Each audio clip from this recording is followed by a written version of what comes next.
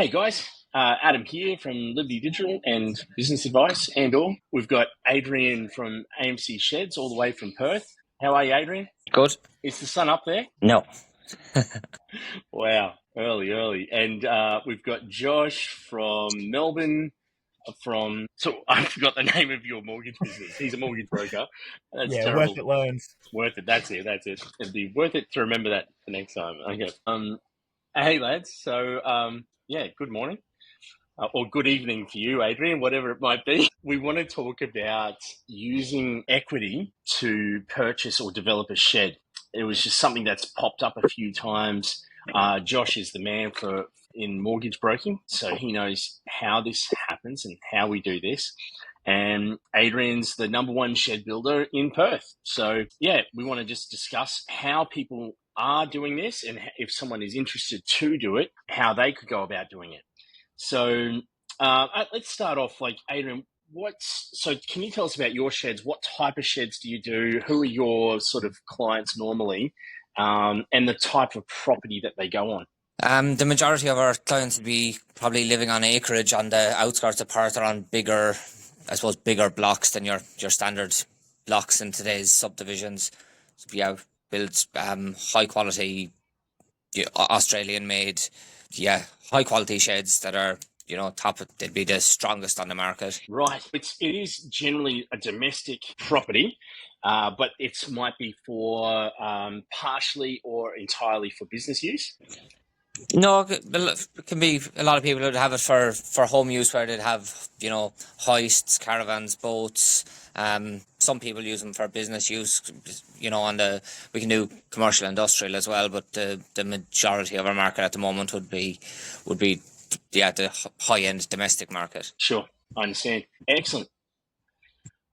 Well, that's okay. So we're sort of in this time where, I mean, there would be probably a lot of miners and small business owners. They've got equity in their home. They might have just bought a property on a couple of acres, and maybe they've had it for 5 years. They've got some equity in the property, but they don't have a shed. So, Josh, what do they do? Oh, look, obviously the best way to do it is paying cash if you can, but not everyone has that kind of cash on hand.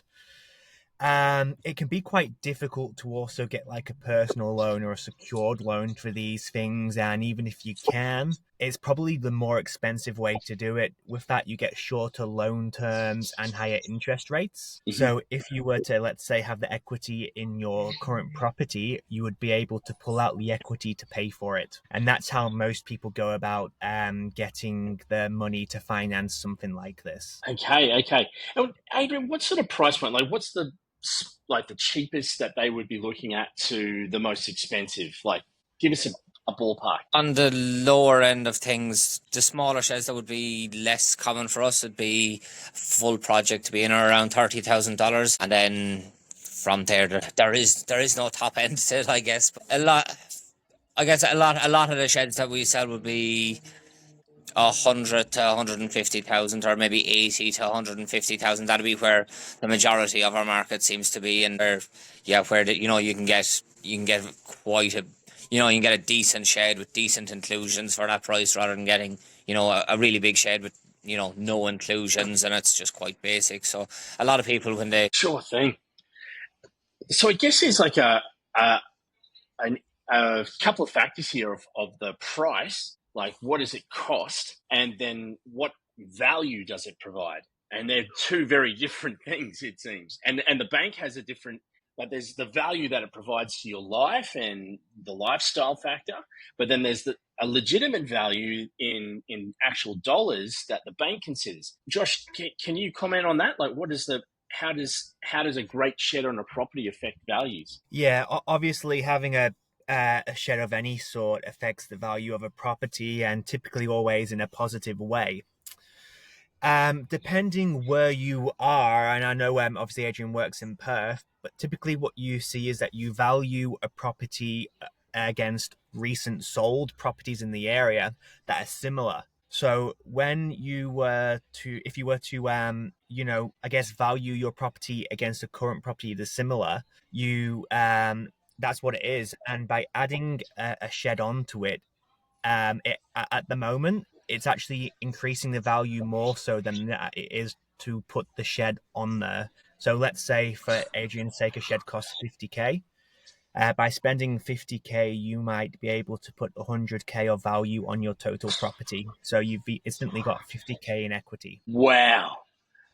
So then effectively the shed it's zero. Like it's cost dollars, but the value is double what the shed costs. So there's actually no effective net loss. Yeah, and again, that's just one example. You can, depending where you are and what you build, it can be more than just double. It can be just less, but Sure. at the moment you're always, putting more property value in than what you're actually paying for. So Sure. call it manipulating the market a little bit. It's really common, and there's other ways to do that depending how you go about getting the valuation done.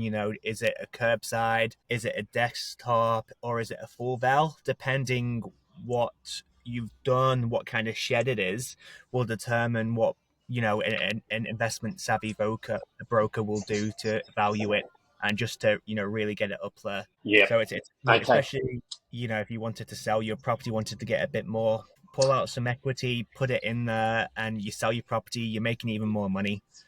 It's just one of those things. So get a good shed. And why not if you can use your equity and it improves the value? Yeah. Josh, what's the process? I mean, obviously, you win the lottery, you can just go to Adrian and buy a shed. But if you've got equity, like what's the process from your perspective? Oh, well, obviously it's work out how much usable equity you have in your property first.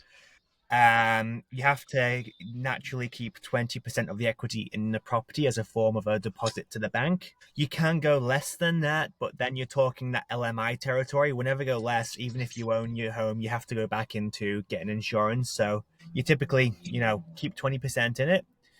And then you hope that, you've generally got enough for it. If not, we try and get funds somewhere else. But that's it.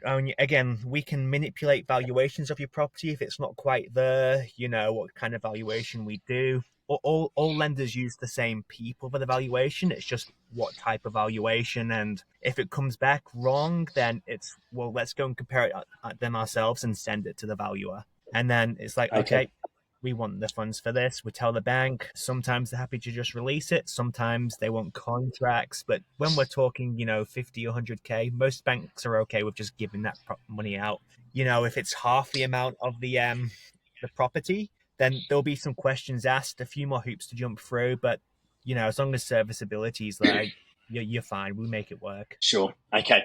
And so I'm just thinking, like, if someone's watching this, they want a shed, so they probably need to go to amcsheds.com.au, get an indicative idea, and they go, okay, they use the shed builder application, they find out the shed that they want is going to be about 70,000-80,000. Then they would see the mortgage broker and they have a chat with Josh, and then they see if they can access those funds. Or is that how it would go, guys? Like, I'm just thinking how the process would work. It depends on the person. A lot of the people see the shed they want first, they get a quote, and then they come to me, and it's like, well, maybe we can't quite do that, but we can do this. Sometimes people come for a pre-approval, which is the way most people should do it. It's like, okay, well, we can access this amount. You go and tell AMC Sheds that, we have this much funds for a shed. What can we do? Can we get what we want? And you can go that way. It's probably better to go that way because you're not letting yourself down. You're not putting your high hopes up here. And that's just the same with buying any property in general. It's always work out what you can buy first rather than choosing what you want. Sure. And for the payment process, so they work out what they want. So there might be, it's go to the website, submit the plan to get a quote. And then, so then it's just a matter of paying a deposit. And then how does the payments work? I don't know if you're seeing, I'm nodding my head. Yeah. I don't know if you're seeing that. I think Adrian's dropped out. That's exactly. Get the cash, put it in your offset or redraw ready, and then draw down as it's needed. Have your money working for you a bit while it's there. There's no difference in having it in the redraw or something. Sure. Well, that makes sense. Well, that's great, guys. So hopefully this is really useful for anyone watching this. If you've got any questions, chat to Josh from Worth It Loans in Melbourne, and Adrian McCarthy from AMC Sheds in Perth, and they'll have be more than happy to answer any questions on this. And yeah, it's been great chatting this morning, guys. Let's talk again soon. Great. Talk soon. Thanks for your time, guys. Cheers.